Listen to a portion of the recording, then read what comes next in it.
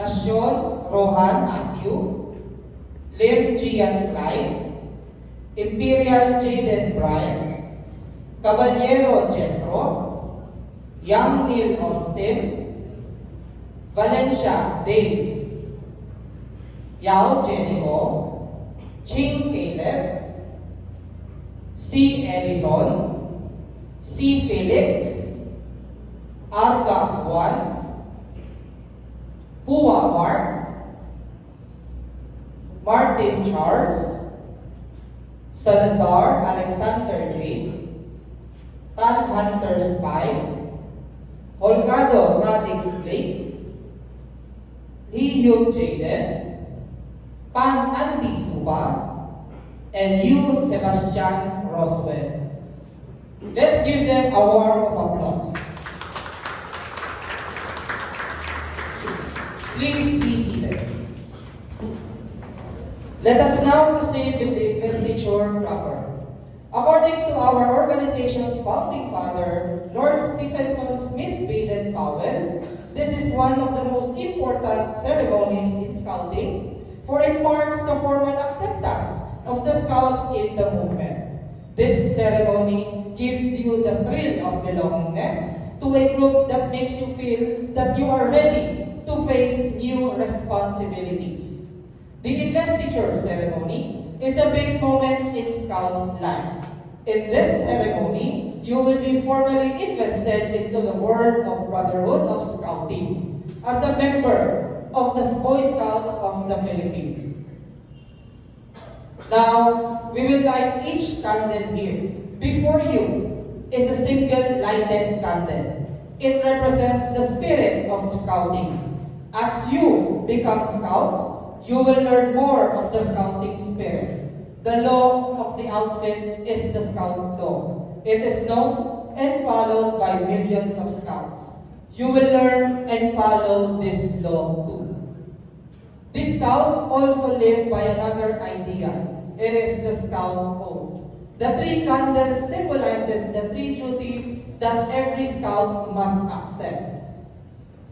The first duty of a Scout, duty to God and country.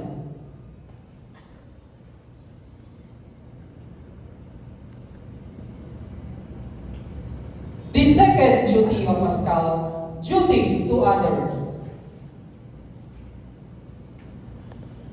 The third duty of a Scout, duty to self.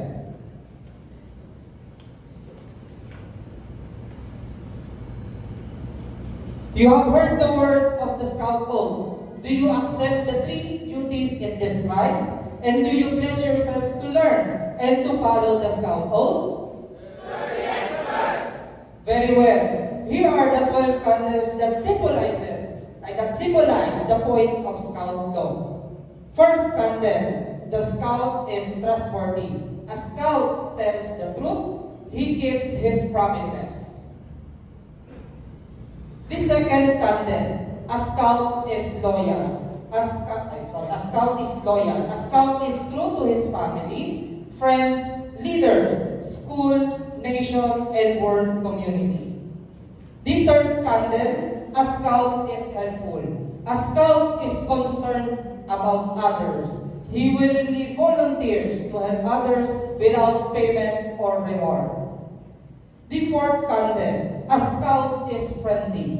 A Scout is a friend to all. He seeks to understand others. He respects those with ideas and customs different from his own. The fifth candle, a Scout is courteous.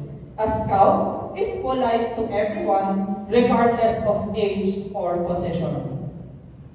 The sixth candle, a Scout is kind. A Scout treats others as he wants to be treated. He does not harm or kill anything without reason.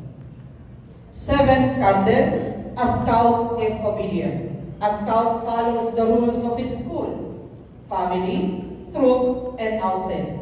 If he thinks such rules are unfair, he tries to have them changed in an orderly manner than disobey them. The eighth candle, the Scout is cheerful. A Scout cheerfully does tasks that comes his He tries to make others happy. The ninth candidate, a scout is thrifty. A scout saves for the future. He protects and conserves natural resources. He carefully uses time and property. The tenth candidate, a scout is brave. A scout has the courage to stand for what he thinks is right, even if others laugh or threatens him.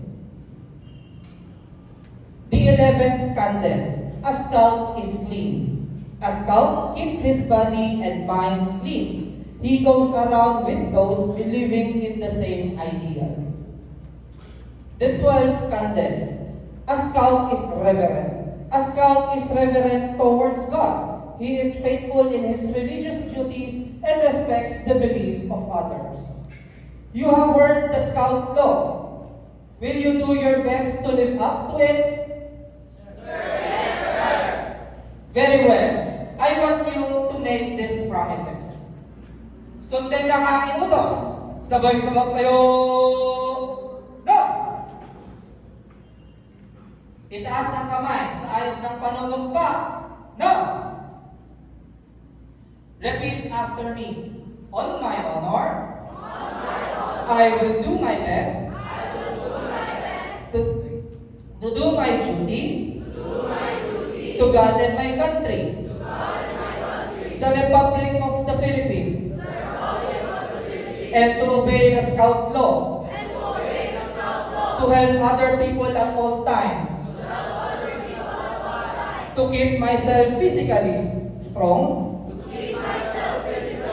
mentally awake, and morally straight. A scout is trustworthy, loyal, helpful, friendly, courteous, kind, obedient, cheerful, thrifty, brave, clean, reverent. Baba kamay! No! Sabay sa pag-upo. No! We will now proceed to the part which your parents or guardians have a special